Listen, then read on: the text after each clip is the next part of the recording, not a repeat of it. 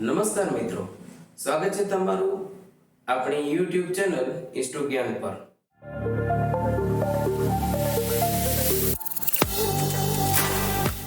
સીવી કેવો હોવો જોઈએ? સીવી એટલે કે રિઝ્યુમ। પોતાનું રિઝ્યુમ કેવું હોવું જોઈએ? જે અત્યારના એન્જિનિયરો, ટેકનિશિયનો કે સુપરવાઇઝર એનો કેટલો પણ એક્સપિરિયન્સ હોય તો એનો એક મૂંઝવણ એ રહેતી હોય છે અવારનવાર કે સીવી આપવો તો છે પણ સીવી કેવો હોવો જોઈએ। ઉપરની જે સાઈડ છે એડ્રેસ આવશે।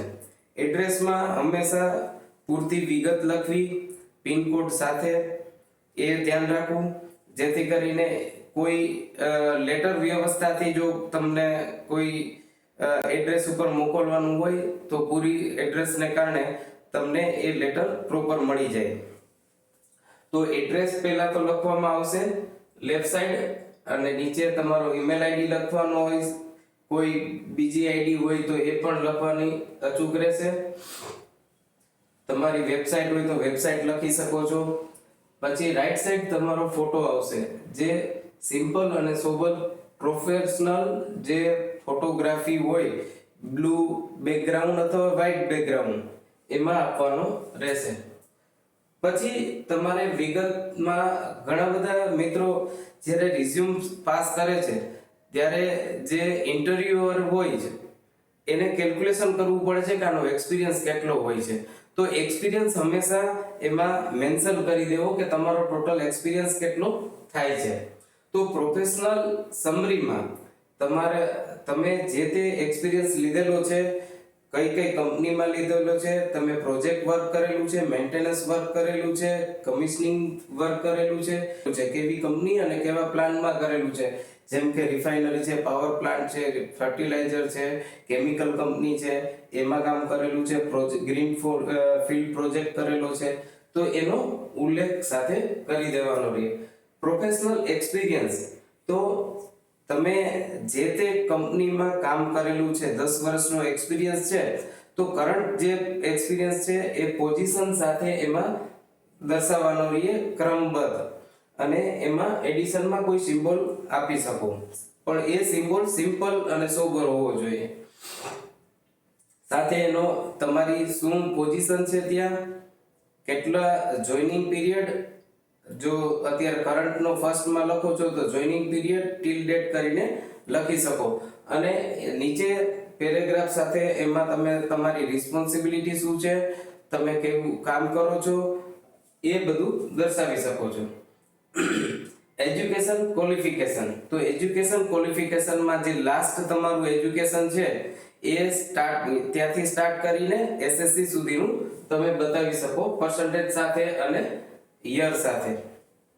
Skill and responsibility, A skill અને રિસ્પોન્સિબિલિટી જે આ જે છે પૂરું તમારું સિલેક્શન છે એ તમારો પ્રોફેશનલ એક્સપિરિયન્સ, બીજું અને સ્કિલ એન્ડ રિસ્પોન્સિબિલિટીઝ કે તમે કેપેબિલિટી તમારી શું છે, તમે ક્યાં ક્યાં કામ કરો છો અને એમાં તમારી ગ્રીપ કેમાં છે એ તમારે સ્કિલ્સ એન્ડ રિસ્પોન્સિબિલિટીમાં લખવાનું છે।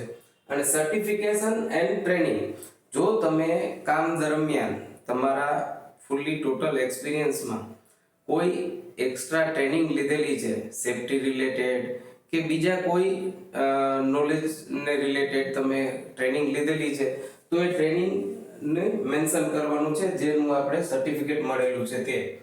એચિવમેન્ટ, તો એચિવમેન્ટ તમારા ટોટલ એક્સપિરિયન્સમાં તમને કોઈ કંપનીમાં એપ્રિસિએશન લેટર્સ કે કોઈ અધર એક્સપિરિયન્સ દરમિયાન કોઈ અધર સર્ટિફિકેટ મળેલા હોય તો એ મેન્શન કરવાના। અને લાસ્ટમાં આવે છે રેફરન્સ, તો રેફરન્સ જે છે એ કોઈ બી વ્યક્તિનો રેફરન્સ નહીં, કોઈ સારી વ્યક્તિ કે જે તમારી સાથે રિલેશન સારું હોય એ વ્યક્તિનું તમે એમાં રેફરન્સ નામ, મેલ આઈડી અને એનો મોબાઈલ નંબર દર્શાવી શકો છો। અને આટલી જે વિગત છે એ વિગત સિમ્પલ અને સોબર શબ્દમાં અને સરળ ભાષામાં લખવાનું છે, નહીં કે કોઈ એકદમ હાઈ-ફાઈ વર્ડનો ઉપયોગ કરવો. સરળ ભાષામાં લખવાનું છે. તો એ દરેક પોતપોતાના મિત્ર મંડળમાં જે કાંઈ બીજાનો જે રિઝ્યુમ હોય એ પોતે લઈ લે છે. એમાં માત્ર ને માત્ર પોતાના નામ અને એડ્રેસ સુધારા વધારા કરી અને એ રિઝ્યુમ સેન્ડ કરી દે છે. પછી સફર કરે છે ઇન્ટરવ્યૂ વખતે. તો મિત્રો, આપણે કહેવાનો મતલબ એ થાય છે કે રિઝ્યુમ તમારો એક આરીસો છે. તો એ અરીસો તમને તમારું વ્યક્તિત્વ બતાવે છે. તો રિઝ્યુમ બીજા કોઈનો કોપી કરવાથી સેન્ડ કરાતો નથી. તમારો ખુદનો રિઝ્યુમમાં તમારો ખુદનો એક્સપિરિયન્સ, ખુદનું જે નોલેજ છે એ લખવાનું હોય છે. અને ટૂંકી અને ટચ સરળ ભાષામાં લખવાનું છે.